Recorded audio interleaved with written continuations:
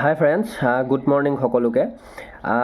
তোমালোকৰ যিহেতু SSC যিটো 2024-25 যিটো আমাৰ ভেকেঞ্চিৰ অলৰেডি গোটেইখিনি প্ৰচেছ আমাৰ কমপ্লিটেই হৈছে প্ৰায়।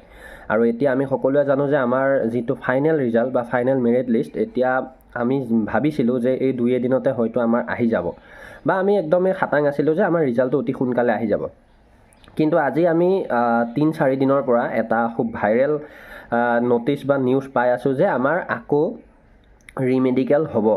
মানে ৰিমেডিকেল মানে কি, এটা দুটা চেণ্টাৰত তেনেকুৱা প্ৰব্লেম এটা হৈছে, কিন্তু এতিয়ালৈকে মই কনফাৰ্ম নহয় যে আমাৰ অসমৰ পৰাও তেনেকুৱা কোনোটো চেণ্টাৰত হৈছে বা হ'ব বা কাৰোবাক মাতিছে। যদি তোমালোকে, মই এই ভিডিঅ'টোতে কৈছোঁ, যদি আমাৰ অসমৰ পৰা কাৰোবাক যদি 9 মাইল চেণ্টাৰত হওক বা আমাৰ যিকেইটা চেণ্টাৰত অলৰেডি মেডিকেল হৈ গৈছে, চুকভি হওক বা আমাৰ BSF পাটগাঁও হওক, এইবোৰৰ পৰা যদি কাৰোবালৈ ইমেইলত মেছেজ আহিছে তেতিয়াহ'লে নিশ্চয়কৈ জনাবলৈ চেষ্টা কৰিবা।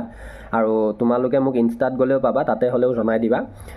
এতিয়া এটা কথা কওঁ যে এতিয়া মানে গ্ৰুপবিলাকত হওক বা ভিডিঅ' কিছুমানত আমি পাই আছোঁ যে মানে মেডিকেল গোটেই ভাৰততে আকৌ নতুনকৈ হ'ব বা বহুত দেৰি হৈ যাব এই ভেকেঞ্চিটোৰ ৰিজাল্ট আউট হওঁতে। তো ইয়াৰ ওপৰত বহুতে মোক ভিডিঅ' আনিবলৈ কৈ আছিলে, গতিকে মই গোটেইখিনি বস্তু চালোঁ। কিন্তু এটা কথা স্পষ্ট হ'লোঁ যে মোৰ তাতে তাৰ প্ৰুফ আছে। মানে কি, ইমেইলত সঁচাকৈ আহিছে, মানে বাহিৰৰ, কিন্তু আমাৰ অসমৰ নহয়, বাহিৰৰ আহিছে মেছেজ, মানে ইমেইলত আহিছে। গতিকে এটা কথা আমি গম পাইছোঁ, যদি তাতে মেডিকেলটো তাতে যদি হ'ব লগা হয় তেতিয়াহ'লে হয়তো যদি বেছি কাম নাই, মানে যিহেতুকৈ 22 তাৰিখৰ পৰা হোৱাৰ কথা আছিল মেডিকেলটো, মানে আজিতো হ'ল 21 তাৰিখ। গতিকে যদি মেডিকেলটো 3-4 দিনত সমাপ্ত কৰিব পাৰে বা এসপ্তাহৰ ভিতৰত সমাপ্ত কৰিব পাৰে, তেতিয়া হয়তো আমাৰ ৰিজাল্টটো এতিয়া নিদিব, মানে পেণ্ডিঙত ৰখাই থ'ব। তাৰপিছত গৈ হয়তো ডিচেম্বৰৰ লাষ্টত বা হয়তো জানুৱাৰী ফাৰ্ষ্টত দিয়াৰ সম্ভাৱনা আছে। মই তেনেদৰে ভাবোঁ। কাৰণ কিয় ভাবিলোঁ চোৱা, এতিয়া কথাটো হ'ল আজি আমাৰ 21 তাৰিখ হ'ল, আৰু আমি যিমান দূৰ জানো, মই কৈছিলোঁ বা আমি ভাবিছিলোঁ, আৰু হয়তো সেইটোৱে হ'লগৈ হয় যদি কোনো প্ৰব্লেম নহ'ল হয়, মানে কি 19 তাৰিখৰ পৰা 23 তাৰিখৰ ভিতৰত আমাৰ ৰিজাল্টটো অহাৰ খুব বেছি পৰিমাণৰ চান্স আছিল। কিন্তু এতিয়ালৈকে তোমালোকে চোৱা, আজি 19 গ'ল, 20 গ'ল, 21, এতিয়া হয়তো এনেকৈ বাই গৈ থাকিব। কিন্তু কথাটো হ'ল ৰিজাল্ট কিয় অহা নাই? গতিকে নিশ্চয়কৈ কিবা এটা খেলি মেলি হৈছে। আৰু এই কথাখিনি একচুৱেলি আমি ভাইৰেল কৰি থকাতকৈ আমি এইটো চাব লাগিব যে তেওঁলোকে কোনটো ব্যৱস্থা ল'ব এতিয়া। কিন্তু এই কথাটো আমি ক'ত গম পাম? যদি তোমালোকৰ তেনেকৈ ধৰি লোৱা সেই কেণ্ডিডেটখিনিক যিখন ষ্টেটত সেই প্ৰব্লেমটো হৈছে বা যিটো চেণ্টাৰত সেই প্ৰব্লেমটো হৈছে, মই ইয়াতে সঠিক পৰিমাণত তোমালোকক কিয় কোৱা নাই কোনটো চেণ্টাৰত, কাৰণ মই এই কথাটো খেলি মেলি ভাৱত পাই আছোঁ। গতিকে মই সেইটো ক'ব বিচৰা নাই। কিন্তু যদি হৈছে, মই এইটোৱে কৈছোঁ, যদি আমাৰ সেই কেণ্ডিডেটখিনিক ষ্টপ কৰাই পেলাই আমাৰ বাকী ঠিকে থকা কেণ্ডিডেটখিনিক যদি ৰিজাল্ট দিবলগীয়া হয়, নিশ্চয়কৈ SSC যিটো ৱেবছাইট বা CRPFৰ ফালৰ পৰা আমাক নিশ্চয়কৈ জনাব। আৰু যদি আমাৰ ৰিজাল্টটো 2 এদিন পেণ্ডিঙতো ৰখায়, হয়তো তেতিয়াও আমাৰ আজি কালিলৈৰ ভিতৰত হয়তো ন'টিছ আমাৰ SSC GDৰ ছাইডত দিব পাৰে। গতিকে তোমালোকে ধৈৰ্য ধৰা, ৰিজাল্ট আহিও যাব পাৰে আৰু হয়তো 2 এদিন লেটো হ'ব পাৰে, কিন্তু তাৰ পৰা কাৰোৱে লোকচান নহয়। আৰু যদিহে গোটেই ভাৰতবৰ্ষতে এই প্ৰচেছটো চলিব লগা হয়, তেতিয়াহ'লে নিশ্চয়কৈ এটা খেলি মেলিৰ সৃষ্টি হ'ব।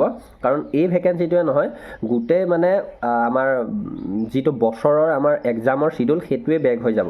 কাৰণ কিয়, যেতিয়া এই কেণ্ডিডেটখিনিক মেডিকেলটো আৰু লেট হ'ব বা মেডিকেলটো যেতিয়া লেট হোৱাৰ পিছত ৰিজাল্টৰ লেট হ'ব, গতিকে তেতিয়ালৈ যিটো 26ৰ ভেকেঞ্চি সেইটোতো বহুত এটা লেট হৈ যাব।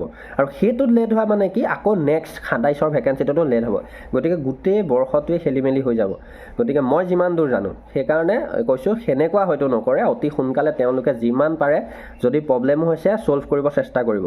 আৰু মই ইয়াতে তোমালোকক মেছেজ দুটা লগাই দিবলৈ চেষ্টা কৰিম, তোমালোকে চাই ল'বা।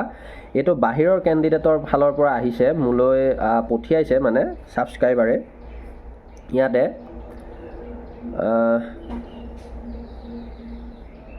ইয়াতে আছে লিখা হয়, তোমালোকক মই দেখুৱাই দিম বাৰু। ইমেইলত আহিছে, ইয়ৰ DME RME conducted earlier has been cancelled due to complaints and now your face details medical examination DME will be conducted on 22/12/2025 at 8 hours at GC CRPF Amethi Group Center CRPF Amethi Trisundi Post Ramganj Amethi Uttar Pradesh 228159 গতিকে এইটো তোমালোকক লগাই দিম কাৰণ এইটোত fake নাই বা এইটো এডিটিঙো নহয় এইটো তোমালোকে চাই ল'ব পাৰিবা নিজে আৰু উত্তৰ প্ৰদেশৰ হয় গতিকে তোমালোকে ইয়াতে গমে পাবা গতিকে 2 এদিন লেট হ'ব পাৰে ইমান চিন্তা কৰিবলগীয়া একো নাই ধন্যবাদ ভিডিঅ'টো পাৰিলে শ্বেয়াৰ কৰিবা আৰু মই লাইভত এই 2 এদিনৰ ভিতৰতে আহিম তোমালোকে লাইভটোত জড়িত হ'লে বহুখিনি কথা গম পাবা ধন্যবাদ জয় আই অসম